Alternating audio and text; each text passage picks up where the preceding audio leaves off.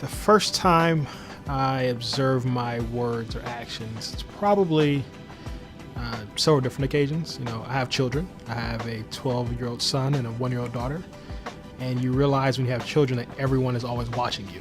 And sometimes you give comments or feedback or advice without even knowing it. Just the other day, my son, who's an artist, he writes music, stories. He's a lyricist, produces music. He acts. He came to me one day and said, "Hey, Dad, remember you told me I could write a good ballad?" No.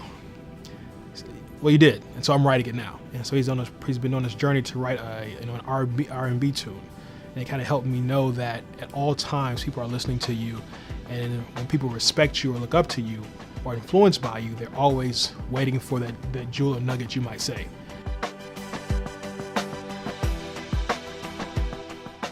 And my whole life has been a journey, right?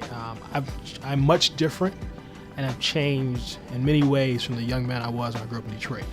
I would have never thought, when I was 12, 13, or 14 years old, I would be an executive on Wall Street, New York. It just would never something that crossed my mind. So for me, I'm always searching to grow, develop, change, evolve, learn something new. Because the more I learn, the more I can share. And so for me, growth is not good. Change is not good. It's essential. It's critical to life. It's critical to your own development.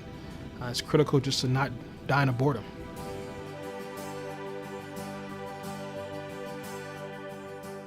I root for the underdog. I was an underdog growing up, and so folks that need a shot, a chance, a second hand, that's who I really inspire to help. And for me, I like to see an equal and level playing field. So for those who don't have that opportunity, who don't get that second shot, who don't get that second look, I want to be that voice and that advocate for them to make sure they have that fair shot. Because once you have a fair shot, you let your skills, your talents, your intellect speak for themselves. But sometimes you got to get in the door.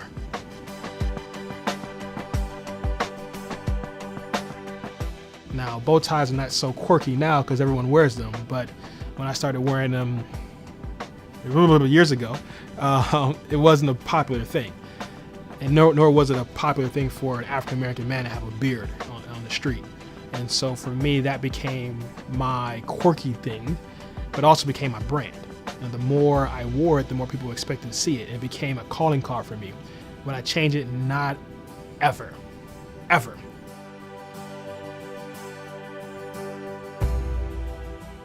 I still feel as though people are judged too often based on historical stereotypes, whether it be their ethnicity, color of their skin, language.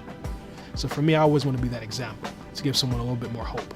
And two, hopefully by my examples and by the work that I do and the leadership and the mentoring and the speaking and just being engaged and pushing and fighting on every day, I can give those individuals just a better shot at success.